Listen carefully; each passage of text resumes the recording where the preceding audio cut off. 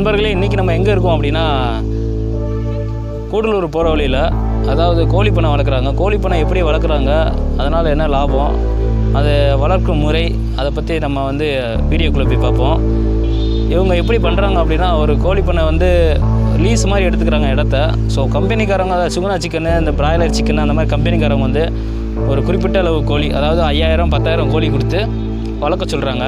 அதில் கிலோவுக்கு 7 ரூபா கமிஷன் பண்ணிக்க கொடுக்குறாங்க. ஸோ அந்த மாதிரி வளர்க்க சொல்லி இவங்க அந்த தொழில் பண்ணிக்கிட்டு இருக்காங்க. அது எப்படி பண்ணுறாங்க, என்ன மாதிரி பண்ணுறாங்க அப்படின்னு சொல்லி வீഡിயோக்குள்ளே போய் பார்ப்போம். வாங்க വീഡിയോക്കുள்ளே പോകാം.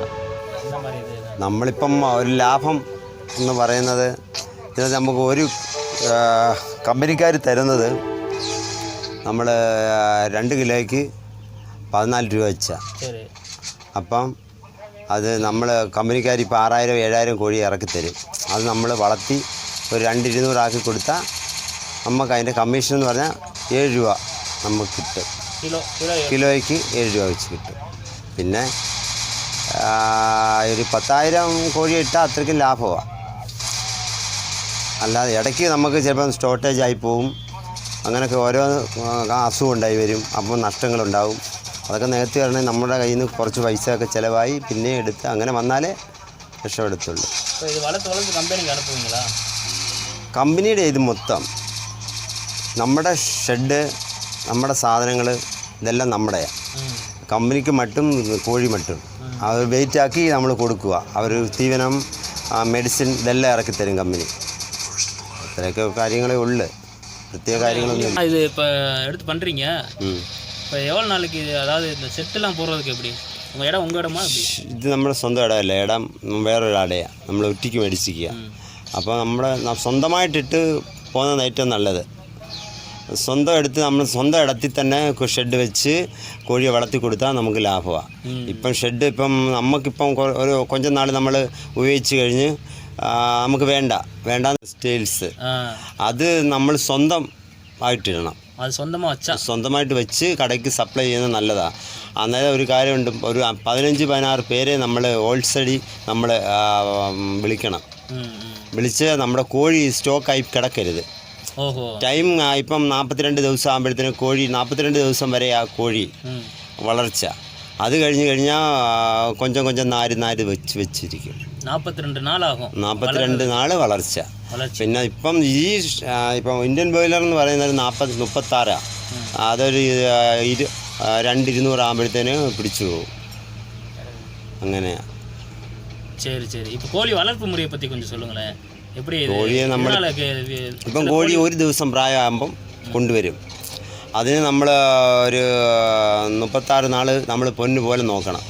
അത് ഒരു 12 നാളാകുമ്പോഴത്തേന്, ഒരു 7 നാളാകുമ്പോഴത്തേന് കോഴിക്ക് ഓരോ അസുഖങ്ങൾ തുടങ്ങും, ബീച്ച് പോലെ വരും. അപ്പോൾ അത് നല്ലവണ്ണം പാത്ത് നോക്കിയിരുന്നാൽ കോഴിക്കൊരു കംപ്ലൈൻറ്റും ഇല്ലാതെ വരും. 7 നാൾ തൊട്ടാണ് അസുഖം തുടങ്ങുന്നത്.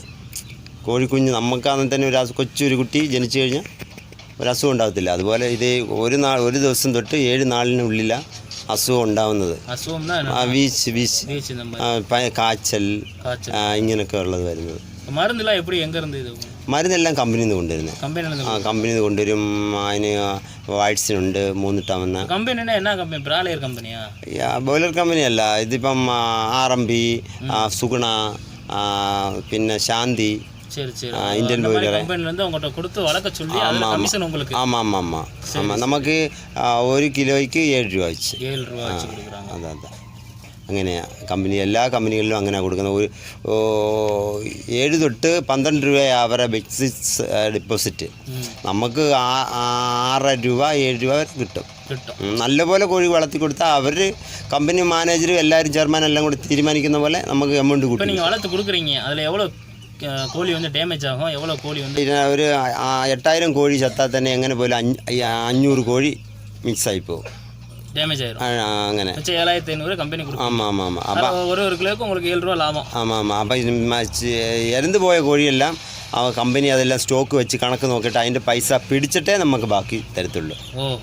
അങ്ങനെ ഇപ്പം ഒരു 12 ദിവസം വരെ കോഴി ഇറந்து പോയാൽ അത് കംപ്ലൈൻ്റ് ആയതിന് ഒരു 4 കുറച്ച് കോഴിക്കുള്ള உங்களுக்கு പൈസ പിടിച്ചിരുവാங்களா? അത് ഏകദേശം ഒരു 18 ദിവസം കഴിഞ്ഞാൽ ഒരു 17 ദിവസം കഴിഞ്ഞാൽ കമ്പനി പിടിക്കുക കണിശമായിട്ട്. 17 ദിവസം കളിஞ்சுം അത് ഇറന്നു പോச்சுனா അപ്പം വെയിറ്റ് ഇറന്നു പോச்சு ഒരു വാரത്തിൽ ഇറന്നു പോச்சுனா വലിയ കംപ്ലൈൻറ്റ് വരുന്നില്ല, കാശ് കമ്മിയായിട്ടേ വരുന്നുള്ളൂ. ശരി ശരി ശരി. മറ്റേതാണെങ്കിൽ കിലോ വെയിറ്റ് കൂടുമ്പോൾ അവരുടെ തീവനം പോവും. ഒരു കോഴി എவ்வளோ കിലോ വരും? ഒരു കോഴി ഒരു 2,200 വരും. 2,200. 36 നാളിച്ച്. சொல்லுங்க ചേട്ടാ. ഇതൊരു 17 നാളാச்சு. പിന്നെ ഇത് ചിന്ന ചെറുപ്പത്തിൽ വന്നാലേ കാണാൻ നല്ലവണ്ണം നമുക്ക് പറഞ്ഞു തരാൻ പറ്റുള്ളൂ. പിന്നെ ഇത് 17 ആയിരിച്ചു. ஆமாம் 17 നാളാச்சு. இப்போ எல்லாமே இதே மாதிரி தான் இருக்கா கொஞ்சம்? അല്ല, ഇതിൻ്റെ ഇടയ്ക്ക് ചിന്ന ചിന്ന കോഴികളൊക്കെ ഉണ്ടാവും.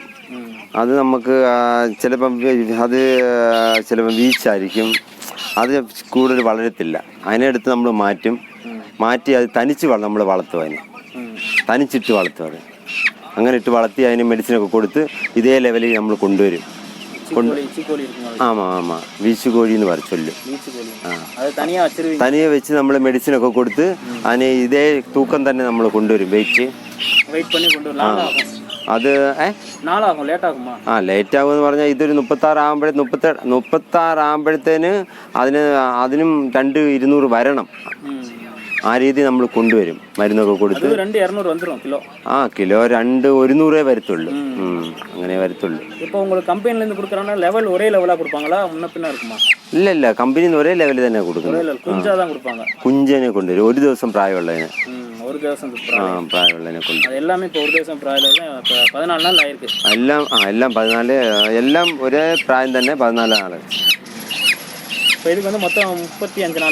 36 നാളാச்சு. சரி, ஓகே. நண்பர்களே, கோழி பண்ணை வைக்கிறதுக்கு வெறும் இடம் இருந்தால் போதும். அதாவது கோழி குஞ்சு, தீவனம், அதுக்கு தேவையான மருந்து, கோழிக்கு தேவையான மருந்து, கோழிக்கு தேவையான தீவனம், இது எல்லாமே உங்களுக்கு கம்பெனியே ப்ரொவைட் பண்ணுறாங்க, கம்பெனியே கொடுத்துட்றாங்க. வெறும் இடம் மட்டும் இருந்தால் போதும். கோழி பண்ண மாதிரி செட்டு போடணும். அதுக்கு அமைக்கிறதுக்கு நீங்கள் சின்ன ஒரு செலவு செய்யணும். இதை பண்ணிட்டா போதும், உங்களுக்கு கம்பெனியே எல்லாத்தையும் ஏற்படுத்தி கொடுத்துட்றாங்க. ஸோ மாதம் உங்களுக்கு ஒரு நல்ல லாபம் தரக்கூடிய ஒரு தொழில். இதை மிஸ் பண்ணிடாதீங்க. நம்ம சேனலை இப்போ தான் பார்க்குறீங்க அப்படின்னா ஒரு சப்ஸ்கிரைப் பண்ணிக்கோங்க. உங்கள் ஃப்ரெண்ட்ஸ் எல்லாருக்கும் ஷேர் பண்ணி விடுங்க. கீழே கமெண்ட் பண்ணுங்கள் வேறு என்னென்ன தொழில் சம்மந்தப்பட்ட வீடியோ போடலாம் அப்படின்னு. நன்றி.